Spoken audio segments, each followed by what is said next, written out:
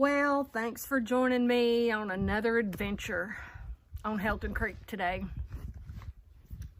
It is a beautiful 50+ degree day here in Tennessee. There is a gusty wind blowing, but the sun is shining. It's a beautiful day.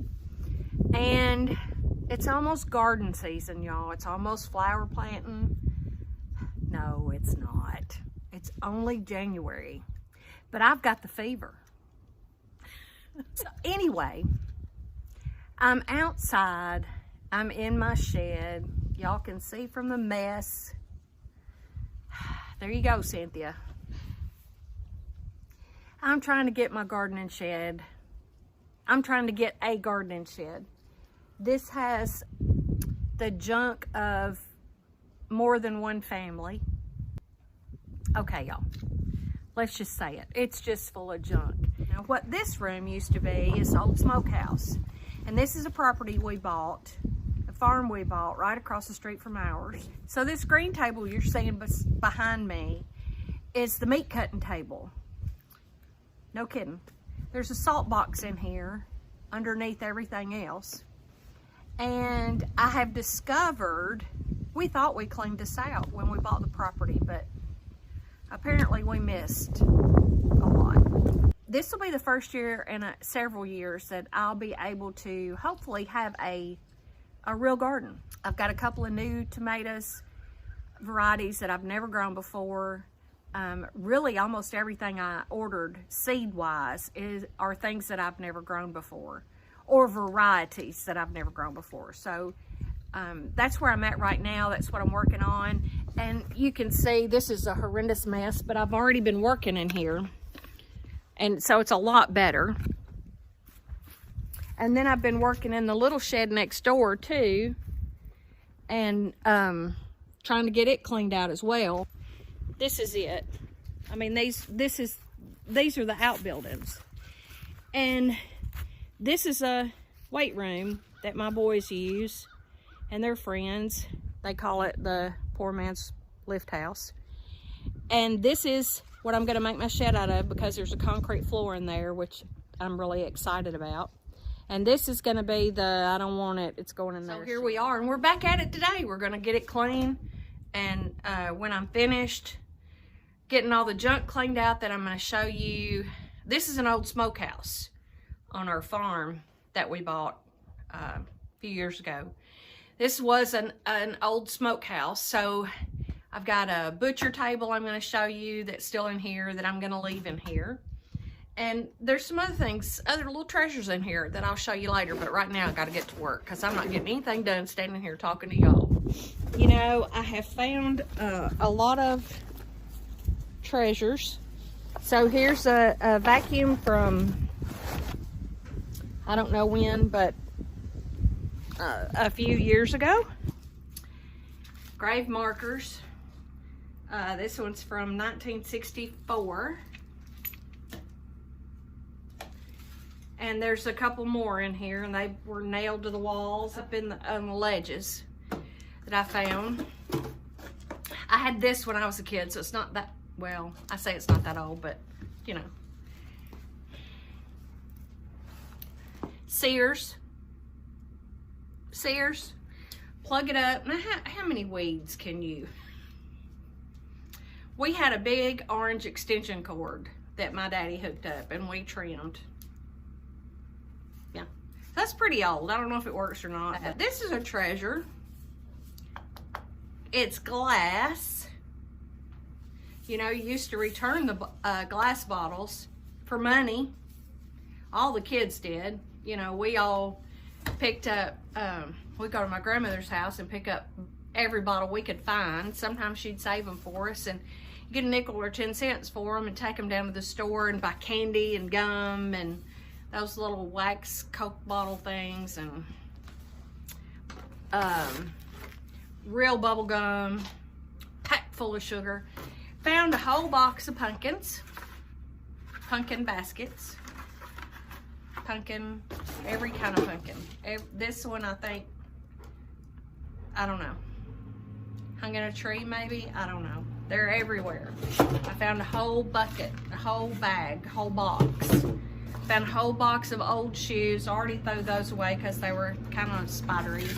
But they were beautiful gold and silver with short heels or a slight wedge. Found a couple of these, which I already have a couple of these from when I was a kid. My brother used to collect them. That I think was an insulator from days gone by, maybe. But I don't know. Anybody knows? I think it's an insulator, maybe. That's all I can figure out. There's, I don't know. I don't know what else it would be, but cute little lamp. Pretty dated kind of plug on it, so some of y'all might be able to tell from that if it's old or not. I can't begin to tell you how many screws and bolts and nails and nails and nails and screws and tacks and nails and screws that I have found. Mostly they've been found in bags, paper bags that were, they just disintegrated as I touched them. So here's my collection. This is all for Kent to go through. So these are roof nails. Those are nails. There are secret boxes with nails in them, tacks in them. These metal, a metal Folgers can, not plastic. I think it's Folgers, yeah. I don't know, old snuff can, I think. Full tacks. An old wet rock. So I found this, and I'm not sure what it is. So again, it's kind of rough, like maybe it's a knife sharpener, like a sander, maybe. I don't know.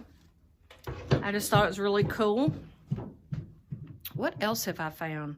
Oh, I found a water dipper in really good shape because it was in the bottom of a box that was randomly placed in here. Tons and tons of chemicals. I got to figure out what to do with those and how to get rid of them safely. I don't mean to be making y'all dizzy. This old metal cabinet, of course. And there's creepy owls. Lots of those. Mostly dead. This was a treasure for me. This was a treasure for me, an old toolbox. I love boxes. Tongue and groove wood here on the side. There's a little compartment here for saws. Some pegs, some nails. But yeah, it's huge. It's really cool. The sticks where they hung the meat are still up here. I've pulled a couple of them down because they're quite, I mean, I just love them. I just think they're awesome, and I'm gonna keep them. I'm gonna keep them because I love stuff like that. Yeah. This is the salt box where he used to salt some of the meat, and the bottom's gone out of it, so it's obvious what it was. Yeah, look at these. Found a million of these. If y'all have any ideas of what to do with them, recycle them, I guess. So I'm gonna go put a roast on. We kill our own beef. We eat what we raise. We have a sirloin tip roast, which I think you only get one per side of beef. So I'm gonna cook that, and I'm gonna sear it up good, and I'm gonna put it in my Instant Pot, and I'm gonna put a little onion, a little garlic, a little ranch, the dry mix, a little au jus salt mix, a little Worcestershire, some pepperoni juice. Mix that all up, put my meat in there, my seared on all sides sirloin tip roast. I'm going to put that in the juice, and then I'm going to pour my pepperoncinis over it and lay a stick of butter that's cut up in different places on there, and then I'm going to cook it for about 2 hours. When I get ready to take it out, I'll have to use a slotted spoon because it will fall apart. It will be fabulous, and even if you don't like pepperoncinis, you don't have to eat them.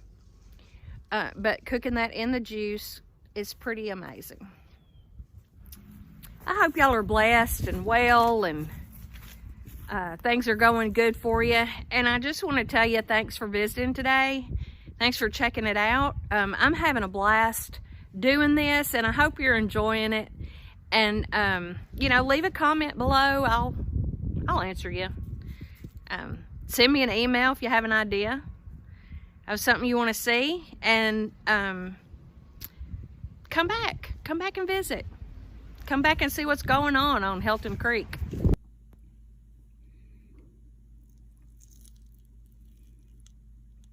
Circle C, Helton Creek sirloin tip roast. Cooked in the Instant Pot with some amazing. Yep. This is what homegrown's all about, people. Look. Holy moly.